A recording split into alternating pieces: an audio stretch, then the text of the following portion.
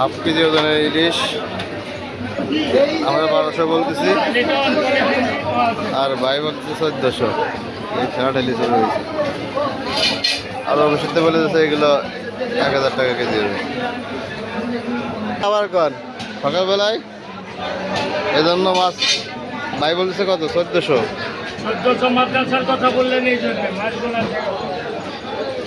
হ্যাঁ আমরা 1200 বলছি, তাও দেয় না। মনে করেন আমরা 1420 মন। এখন কি করবো ভাই, কও না কেন, কি করবো? মাছ আমার পছন্দ হয়েছে, এটা এখন ঠিক আছে, কিন্তু দামের সাথে আগে ঠিক না।